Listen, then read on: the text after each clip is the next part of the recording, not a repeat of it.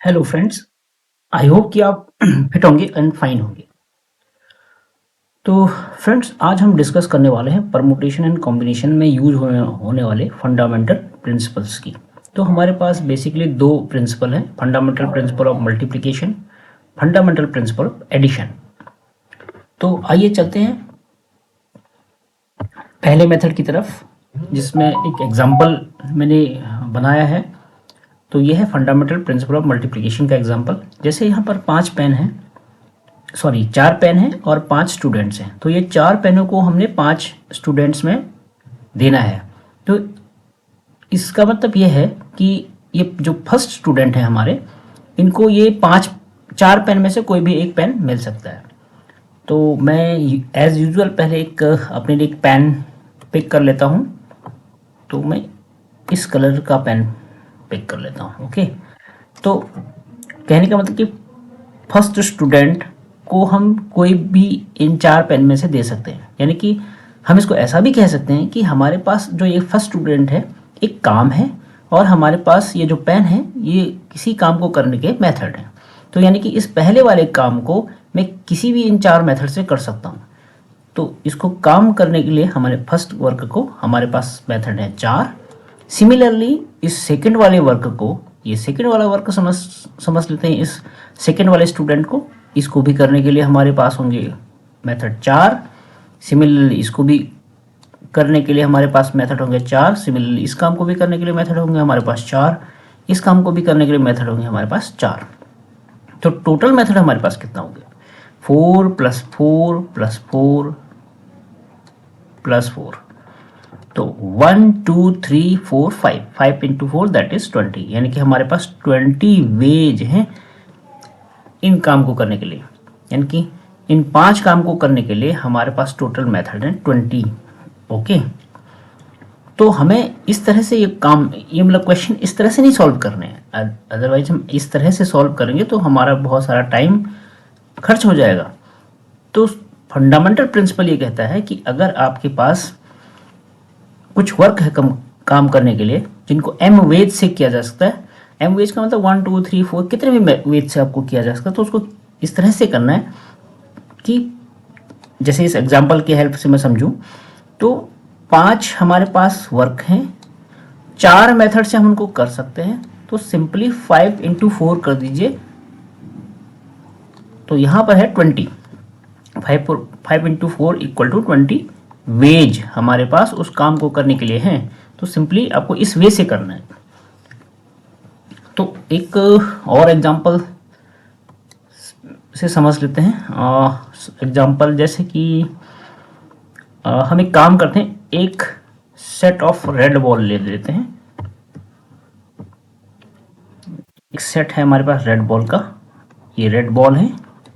Okay, तो पहले red ball को हम R1 बोल लेते हैं, red 1, red 2, red 3 and red 4। Okay, तो एक सेट हम और किसी और कलर का हम समझ लें, येलो कलर का चूज कर लेते हैं। ओके,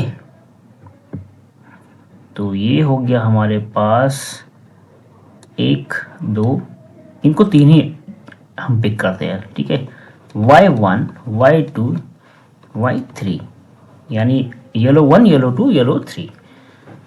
तो यहाँ पर कुछ क्वेश्चन हम इस तरह फ्रेम करते हैं कि हमें यहाँ पर 2 काम करने हैं। पहले वाले में एक तरह का एक 1 वे से लिया था, इसमें मैं 2 वे से लेता हूँ। यहाँ पर 1 वे का मतलब कि हमारे पास पेन को डिस्ट्रीब्यूट करने का, इस पेन को डिस्ट्रीब्यूट करने के लिए हमारे पास 5 काम थे, राइट। यहाँ पर हम एक काम करते हैं, अलग अलग 2 काम है। First work, it is second work. First work को हम 4 वे से कर सकते हैं, सेकेंड वे को हम 3 वे से कर सकते हैं। कहने का मतलब है कि हमारे पास ये 4 जो रेड बॉल हैं, इनमें से कोई एक पिक कर सकते हैं। यानी कि 4 मेथड हैं हमारे पास इस फर्स्ट काम को करने के लिए। तो इनके ये फर्स्ट वर्क करने के लिए हमारे पास हो गए 4 वेज, और दूसरे काम को करने के लिए सिमिलरली हमारे पास हो गए 3 veg.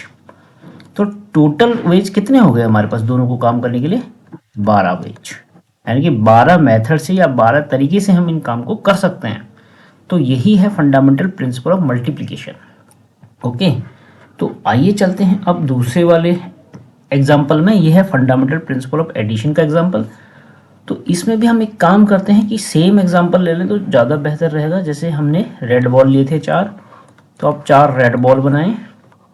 Okay, R1 R2 R3 and R4 similar, और 5 हम येलो बॉल ले लें। 1 2 सॉरी, यहाँ पर 3 हम येलो बॉल ले लें, that is Y1 Y2 Y3, yellow 1 yellow 2 yellow 3। अब यहाँ पर हमें दोनों काम तो दोनों करने हैं, लेकिन हमें यहाँ पर एडिशन प्रिंसिपल को ध्यान में रखते हुए हमें अप्लाई करना है कि इनमें से कोई एक काम करना है। तो वहाँ पर हमारा fundamental principle of addition use होगा। या तो हमें ये काम करना है जो 4 मेथड से हो सकता है, या हमें ये वाला सेकंड काम करना है जो कि 3 मेथड से हो सकता है। या तो 4 मेथड से हो सकता है या फिर 3 मेथड से, क्योंकि हमारे पास एक काम को करने के लिए यहाँ पर फर्स्ट काम को करने के लिए 4 मेथड है, सेकंड काम को करने के लिए हमारे पास 3 मेथड है। तो दोनों काम को या तो ये हो या ये हो, यानी कि बीच में एक वर्ड जुड़ गया, इधर दिस वर्क और दिस वर्क। तो इस काम को करने के लिए 4, इस काम को करने के लिए 3, तो हमारे पास टोटल वेज हो जाएंगी उस इन दोनों में से किसी एक को काम करने के लिए 12 नहीं 7, 4 + 3 7 यहाँ पर ऐड करना है। तो यह है फंडामेंटल प्रिंसिपल ऑफ एडिशन।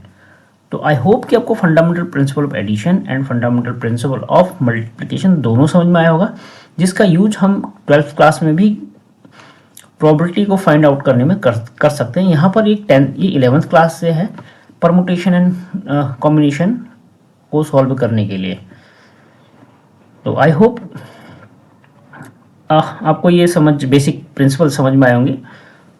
तो अगर आपको ये लगता है कि कुछ इसमें और चीज़ मुझे ऐड करना चाहिए तो आप मुझे कमेंट बॉक्स में लिख सकते हैं।